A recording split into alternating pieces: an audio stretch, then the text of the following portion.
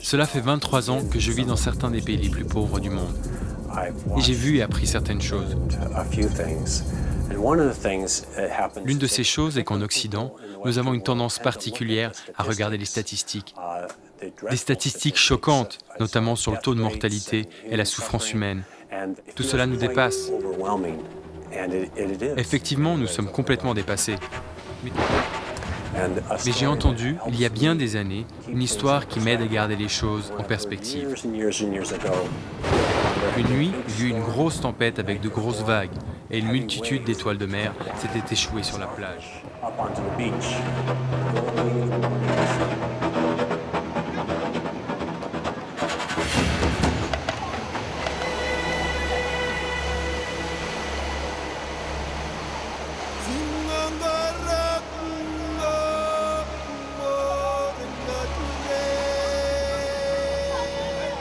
Mon fils, qu'est-ce que tu fais? Elles sont beaucoup trop nombreuses.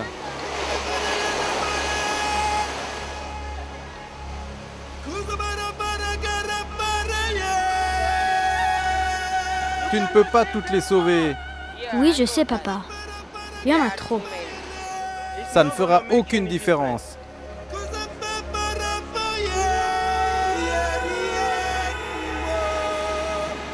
Mais pour celle-ci, ça va faire toute la différence.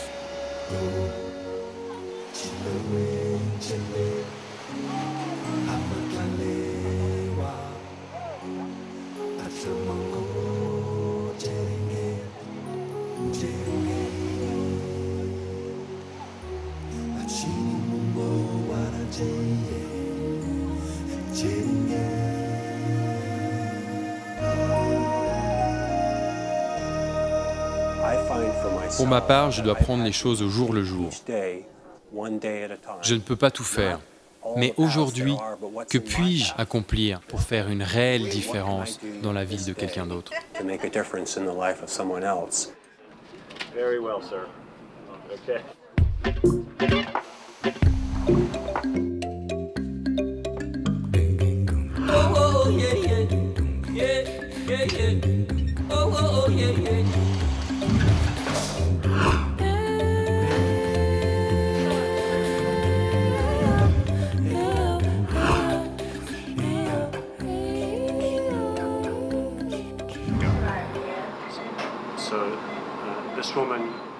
Cette jeune femme, Christine, souffre du NOMA, une maladie qui survient chez des jeunes enfants souffrant de malnutrition et n'ayant pas été vaccinés contre des maladies telles que la rougeole.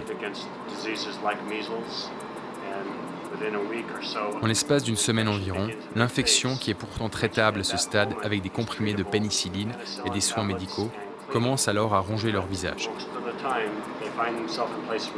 La plupart du temps, ces enfants vivent dans des endroits où ils ne peuvent pas faire nettoyer leurs plaies. C'est ainsi que dans un délai de 2 à 5 jours, de grandes parties du visage, telles que le nez, les joues, cèdent à l'infection. Dans le cas de Christine, c'est arrivé lorsqu'elle avait 10 ans. Quand son visage a commencé à s'infecter, elle a été abandonnée avec ses séquelles. Seuls 10 à 20% survivent. Christine est donc une survivante. Je m'appelle Liz S. Plant, je viens des États-Unis et je travaille pour Mercy Ships depuis presque 2 ans maintenant.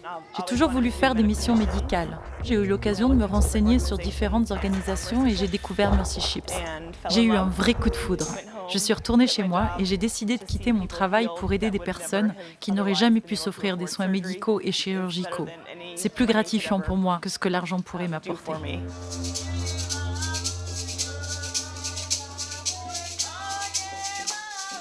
À bord du navire, nous pratiquons des opérations très spécifiques. Nous ne sommes pas un hôpital habituel comme beaucoup de personnes le pensent parce que nous nous concentrons sur des domaines très particuliers. Nous effectuons des opérations de cataracte depuis les tout petits enfants jusqu'aux personnes âgées. pour leur permettre de voir pour la première fois ou pour restaurer leur vue. Nous faisons de la chirurgie plastique, nous opérons des patients qui souffrent de brûlures partout sur le corps et nous traitons les contractures qui peuvent apparaître. Nous pratiquons aussi de la chirurgie maxillofaciale, c'est-à-dire que nous traitons les tumeurs du visage et du cou, ainsi que les fentes palatines et labiales, et cela tout au long de l'année. Nous faisons aussi de la chirurgie orthopédique au niveau des jambes. Cela peut être des malformations infantiles ou des problèmes qui se sont développés en cours de route. Nous opérons principalement des enfants, mais aussi certains adultes. Nous faisons aussi des opérations de fistules qui sont des opérations très spécifiques à l'Afrique. Beaucoup de femmes ici, si elles ont été en travail avant l'accouchement pour une durée prolongée, auront un trou entre leur vagin et leur vessie et elles vont perdre de l'urine constamment. Elles vont sentir mauvais et c'est ce que nous traitons en ce moment. La chirurgie maxillofaciale est le seul programme que nous effectuons durant toute l'année. Les autres types d'interventions se limitent à certaines périodes. En ce moment, nous effectuons des opérations de fistules et les patientes sont tout simplement merveilleuses. Leurs familles les ont abandonnées et elles ont une vie si difficile. C'est vraiment merveilleux de pouvoir les soigner et les rendre à nouveau continentes.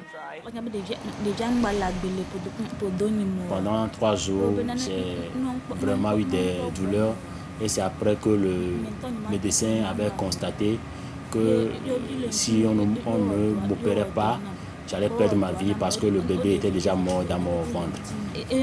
Après, j'ai constaté que je n'arrivais plus à retenir mes urines. Mais une fois arrivé à la maison, mon mari a fui. Ceux qui savaient que j'avais cette maladie-là se moquaient de moi. Et d'ailleurs, j'étais tout le temps cloisonné à la maison. Il faut comprendre que la fistule est l'un des exemples typiques d'une maladie liée à la pauvreté. Si vous regardez les statistiques liées au risque de décès lors d'un accouchement, pour les femmes en Occident, c'est 1 sur 47 600. Pour les femmes dans les pays comme le Libéria ou la Sierra Leone, c'est 1 sur 6. Nous ne parlons pas de désagréments, nous parlons de décès. Et on peut considérer ce problème comme un problème des droits de l'homme. Ces femmes n'ont-elles pas le droit d'avoir un accouchement normal, sans crainte de mourir ?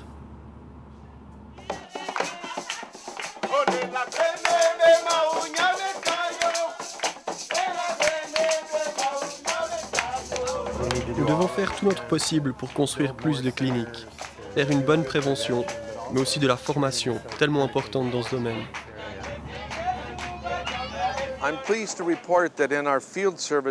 Je suis heureux de vous annoncer que durant notre séjour au Bénin, nous avons formé plus de 40 professionnels médicaux dans plusieurs domaines, des personnes venant du Bénin, de l'Afrique de l'Ouest, mais aussi d'Europe et des États-Unis. Des personnes engagées à servir la population africaine.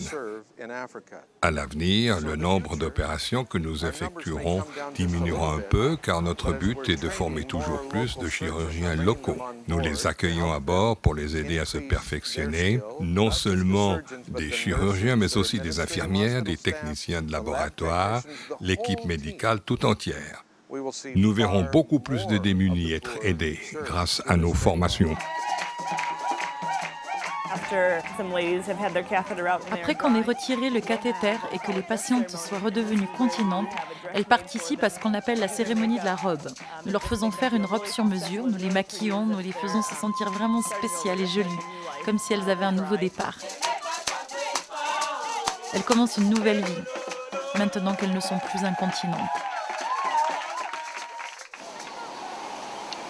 Beaucoup de tumeurs, de problèmes et même d'infections que nous voyons en Afrique sont dues à des situations qui ont tout simplement dégénéré.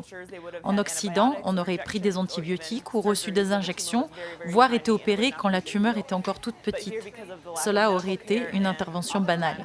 Mais ici, à cause du manque de soins médicaux et souvent du manque de moyens, ces problèmes n'étant pas traités, les tumeurs ont tout le temps de grossir encore et encore. C'est pour cela que les gens meurent souvent de conditions médicales à la base bénignes et insignifiantes.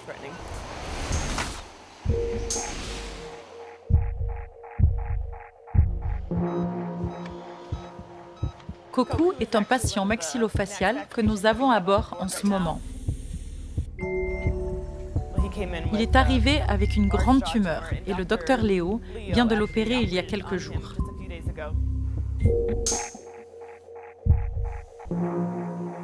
Il est en convalescence dans une de nos salles d'hospitalisation et il va bien. Nous espérons lui offrir une deuxième opération pour qu'il retrouve une mâchoire solide et qu'il puisse rentrer chez lui en pleine forme.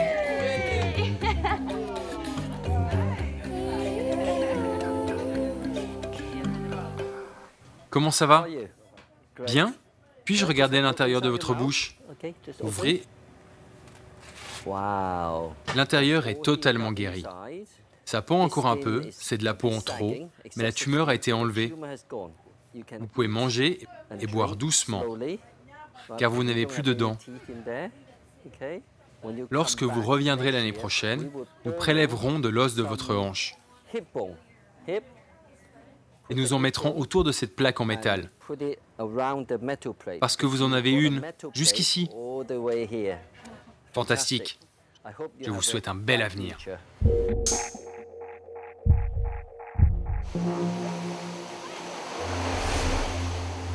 Bonjour. Ok. Ça va. Avant l'opération, son œil était là-haut et beaucoup plus en avant. Vous portez bien. Vous pouvez lui dire qu'elle va très bien?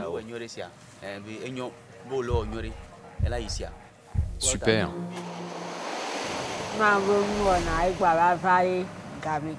Ma famille avait perdu espoir parce que nous n'avons pas d'argent pour aller à l'hôpital. Alors je remercie Mercy Ships. S'ils n'avaient pas été là aujourd'hui, je serais sûrement morte et personne ne se souviendrait de moi.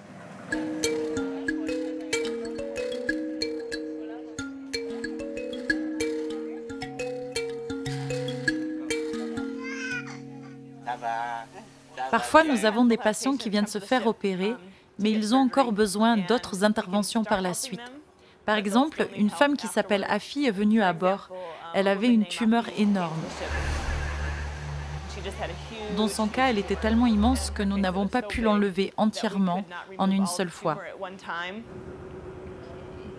Maintenant, elle revient à bord tous les jours pour qu'on change ses pansements jusqu'à ce que le navire s'en aille. Nous la ferons venir en Sierra Leone grâce à un fonds spécial pour une autre opération. Au début de l'année, les premières opérations chirurgicales que nous avons effectuées étaient des opérations orthopédiques sur une période de plusieurs mois. Habituellement, nous voyons des jambes tordues, des pieds beaux et parfois juste des malformations des jambes d'origines diverses. Par exemple, Abel a été l'un des patients que nous avons gardé longtemps à bord cette année. Il est arrivé chez nous avec des jambes vraiment bizarres. Mes jambes n'étaient pas droites, alors j'ai été opérée. Cette malformation provient des vaccins faits dans ses jambes quand il était petit, qui ont causé l'atrophie de ses quadriceps. Ses jambes ont grandi de manière complètement déformée. Nous l'avons opéré. Il ne pourra probablement jamais plier ses jambes complètement, mais maintenant ses jambes paraissent normales et elles sont droites. Il peut marcher sans béquille et c'est un petit garçon complètement différent. Quand il est rentré chez lui, certains membres de l'équipage de Mercy Ships l'ont accompagné.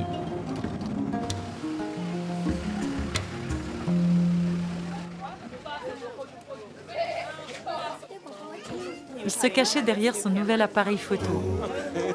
C'était drôle de le voir prendre des photos des autres alors qu'il aurait dû être celui pris en photo parce que sa transformation était vraiment spectaculaire.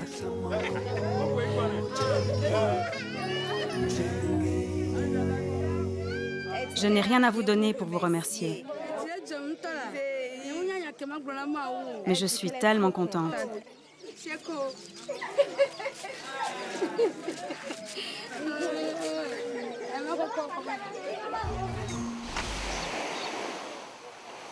Je m'appelle Simor, je viens de Monrovia, au Libéria.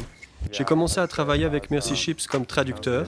Depuis 2 ans maintenant, je fais partie de l'équipage. Je travaille avec l'équipe dentaire comme assistant coordinateur. Mercy also train and provide additional skills to some local doctors. L'année dernière au Bénin, Mercy Ships a mené plusieurs projets à terre. Des projets de construction, comme par exemple un centre orthopédique.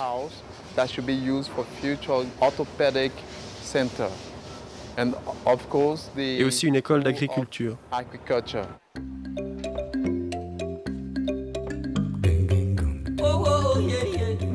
Mercy Ships a vraiment un impact important en Afrique de l'Ouest, et pas seulement grâce à ses services médicaux.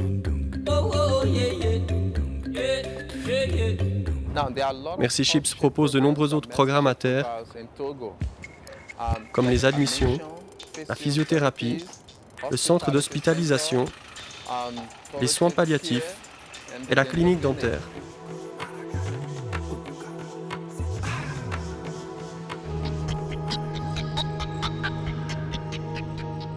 Voici la clinique dentaire.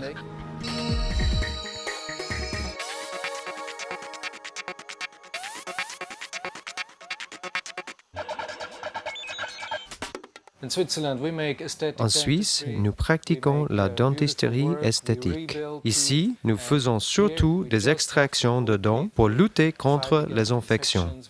Nous traitons des mâchoires fracturées. C'est un travail très dur et nous essayons juste d'alléger la souffrance. En Afrique de l'Ouest, les gens souffrent de terribles maux de dents et vont jusqu'à mourir de dents infectées. À notre époque, c'est vraiment choquant.